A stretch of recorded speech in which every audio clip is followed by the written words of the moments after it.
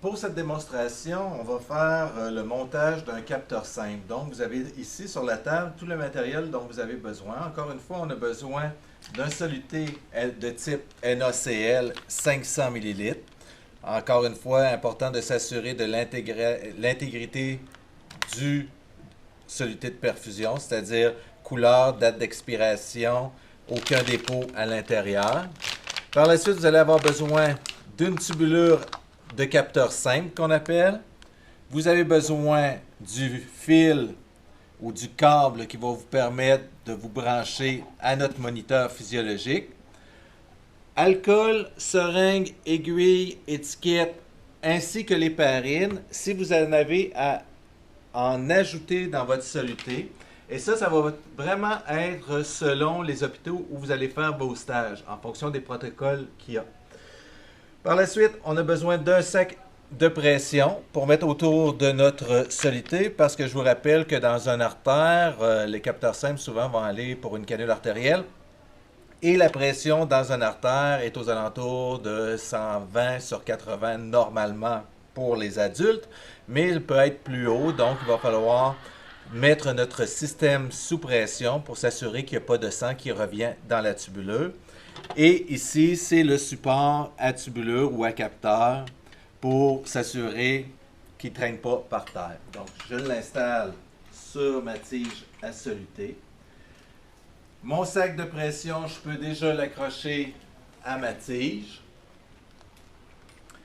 Et tout à l'heure, je vais tout simplement suspendre mon soluté ici sur le crochet bleu.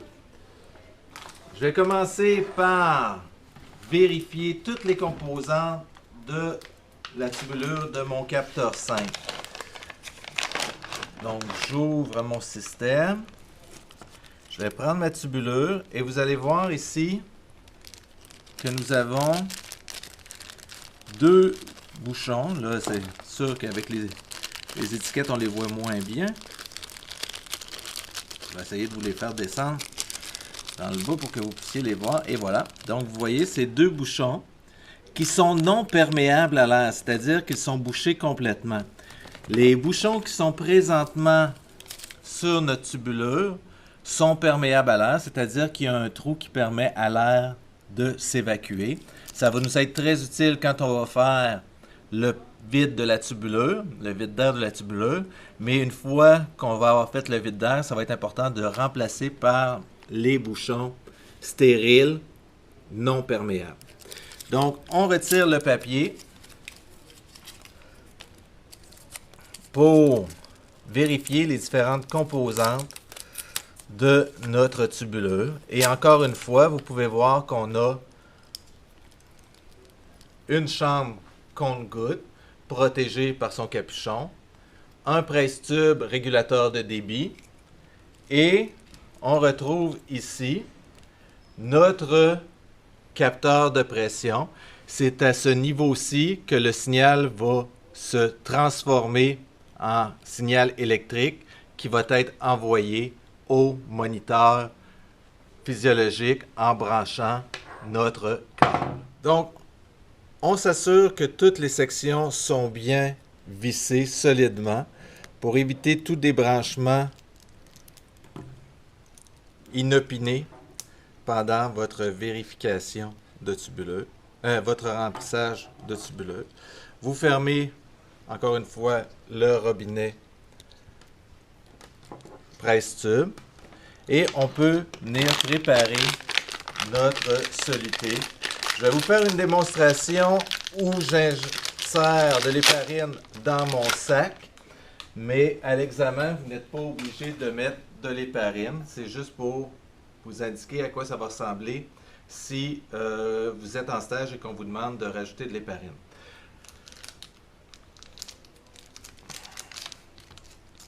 On installe l'aiguille au bout de notre seringue de 3 ml.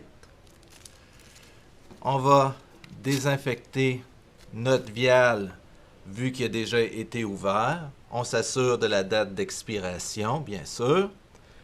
Et on va prélever de 1000 à 2000 unités en fonction du protocole de votre centre hospitalier, encore une fois.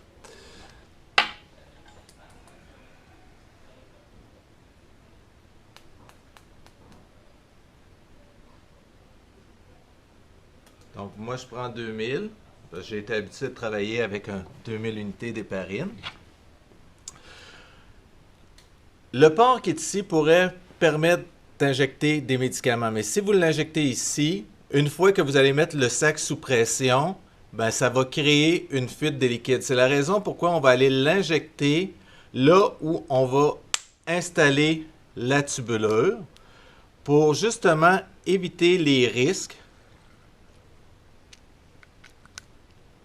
de se retrouver avec une fuite. Par la suite, je prends mon étiquette et je vais inscrire le nom du patient, M. Tremblay, la date, donc on est le 28 novembre 18, et l'additif, héparine, 2000 unités. C'est 2000 unités parce que si vous voyez, j'ai du 1000 unités par ml, donc j'ai mis 2 ml, donc 2000 unités. Et j'inscris mes initiales et mon titre professionnel. Et je prends ce collant-là et je le colle sur la poche de mon soluté. Par la suite, je suis prêt à commencer la vidange de ma tubulure. Donc, je retire le capuchon de la chambre compte-gouttes. Je comprime légèrement ma chambre compte-gouttes et je l'introduis à l'intérieur. Je l'accroche sur le crochet de mon sac à pression. Vous voyez que j'ai mis à peu près seulement le quart de la chambre. Je l'ai rempli à peu près au quart parce que quand je vais le mettre sous pression, la chambre va continuer à se remplir. Ici, je peux ouvrir tout de suite le robinet compte-gouttes, presse-tube, excusez-moi, parce que il n'y a rien qui peut se faire comme vide tant et aussi longtemps que je n'actionne pas la tige ici pour faire avancer le liquide à l'intérieur de la tubulure. Étant donné que j'ai un robinet proximal au capteur, je vais tout simplement le mettre. Le truc, dans le fond, c'est de toujours vous assurer que le chemin est ouvert quand vous voulez aller faire la vidange de la tubulure. La pointe ferme la direction. Donc, présentement, mon bouchon est fermé. Mais étant donné que je veux aller faire le vide de cette première section-là, je vais fermer le robinet en direction de la tubulure qui va être branchée au patient. Donc, à ce moment-là, au-dessus d'une poubelle, je vais tout simplement actionner la tige bleue et vous allez pouvoir suivre le liquide qui va venir se vider ici. On en profite, après avoir fait cette première section-là, tout de suite, de vérifier l'absence de bulle d'air. Parce qu'une bulle d'air dans une artère peut entraîner un embolie et causer de graves préjudices à votre patient. Si vous regardez ici, je ne sais pas si vous pouvez les voir sur la vidéo, mais j'ai des petites bulles. Donc, je vais tout simplement, encore une fois, avec le bouchon plus haut que mes bulles, tout simplement administrer des chic-nodes qui permettent aux bulles de remonter et vous poursuivez tout simplement, encore une fois, en tirant sur votre petite tige bleue pour enlever les bulles qui se seraient accumulées au niveau du capteur. Une fois que c'est fait, on va remplacer notre bouchon, notre premier bouchon. Donc, je vais venir tout simplement chercher un bouchon en respectant l'asepsie encore une fois. Donc, j'évite de toucher la portion ici. Je vais prendre par l'extrémité. J'enlève le bouchon perméable. et je le remplace par un bouchon non perméable. Et je ferme mon robinet au bouchon. Je vais aller faire la même chose avec le robinet qui est proximal au patient. Donc, je ferme le bout de tubulure qui va être branché au patient et mon robinet est ouvert au bouchon. Et encore une fois, je fais tout simplement actionner ma tige qui va permettre au liquide d'avancer jusqu'à mon bouchon.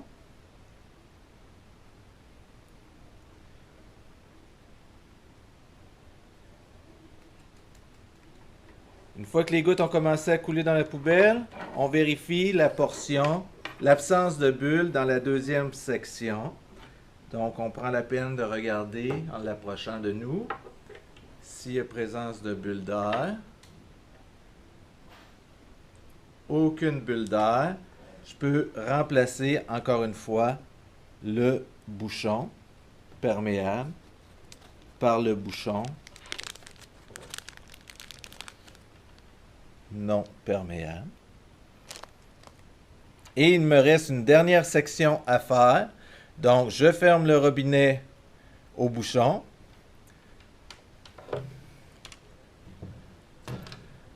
J'actionne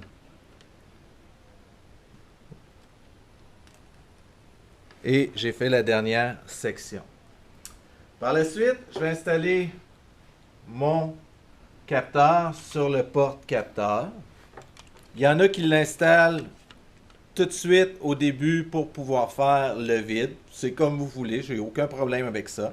Mais l'important, c'est de s'assurer que la section de la tubulure qui est beaucoup plus rigide soit vers le haut parce que ça va l'empêcher de se coincer par le poids. La première section de la tubulure, c'est une section qui est molle. Et si je la mets à l'envers, elle risque de se couder comme ça, comme vous pouvez voir, puisqu'elle est molle. Et à ce moment-là, votre système ne pourra plus être irrigué. Donc, très important de vous assurer que c'est la portion de la tubulure rigide qui est en haut. Et vous voyez, c'est impossible de la plier complètement.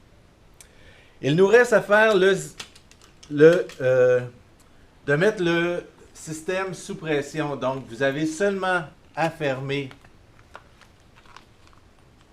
votre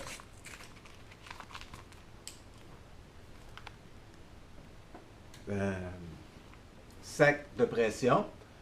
Vous tournez le robinet encore une fois pour que vous soyez en direction poire sac et vous gonflez à une pression de 300 mm de mercure. Quand vous êtes à peu près à 300, vous pouvez voir que ma chambre s'est remplie automatiquement. Et là, pour s'assurer, encore une fois, de l'absence de bulles d'air, on va encore une fois procéder à une petite vidange pour éviter les bulles. Donc, je ferme encore une fois vers le patient. Je retire mon bouchon stérile. Je fais attention de le maintenir dans ma main de façon stérile, sans contaminer le bout. Et j'actionne tout simplement ma tige dans ma tige pour évacuer du liquide. Je remets le bouchon. Et encore une fois, je m'assure de l'absence de bulles dans mon système. Si c'était seulement de l'eau à l'extérieur, c'est bon. Je vais faire la même chose avec l'autre robinet. Je ferme au patient encore une fois, comme vous pouvez voir. Je ferme au patient. Je retire mon bouchon. Je m'installe au-dessus de la poubelle. J'actionne robinet.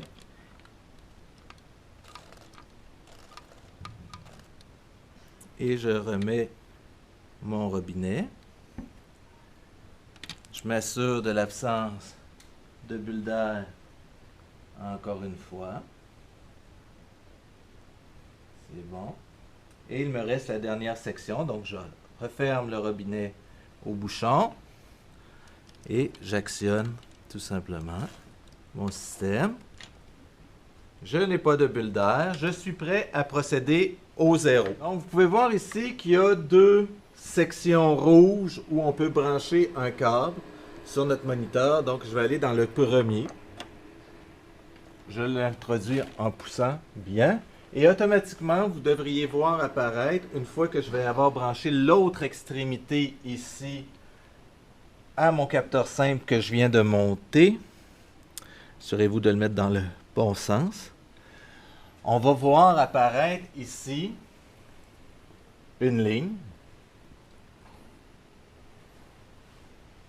Excusez-moi. Prenez P1, parce que là, en prenant P2, vous n'aurez pas la bonne appellation. Donc, j'ai pris finalement le deuxième. Et vous pouvez voir qui est apparu ici AP1 artériel. Sauf que vous avez un petit message ici qui vous dit P1 0 non réalisé. C'est très important de faire notre 0 à l'air ambiant pour avoir une valeur de référence.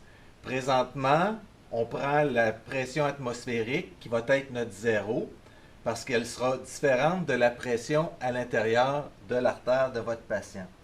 Donc, je suis branché de mon moniteur à mon capteur, mais là, il faut que je mette mon capteur ici en contact avec l'air de la pièce. Donc, je vais tout simplement fermer le robinet au patient, enlever le bouchon, le garder stérile. On peut faire sortir une légère goutte sur le bout. Et vous venez ici dans P1, vous l'actionnez tout simplement et vous allez venir appuyer sur 0. 0 en cours, 0 OK. Donc, à ce moment-là, vous êtes calibré. Vous pouvez fermer le menu et regardez si je remets mon bouchon, j'ouvre au patient et je bouge mon capteur, on peut voir apparaître sur la courbe des variations de pression. Okay? Donc, j'ai eu une lecture en fonction de ma pièce en faisant le 0. Vous pouvez laisser ça comme ça. Une fois que vous aurez besoin de l'installer au patient, une des choses qui va être très important lors de la lecture, et je répète, lors de la lecture, c'est que votre porteur de capteur soit à la hauteur mi-axillaire de votre patient. Pour faire la calibration, pour faire votre 0, ce n'est pas important. C'est seulement lorsque vous voulez faire la lecture au patient qu'il est important de s'assurer d'être au niveau mi-axillaire.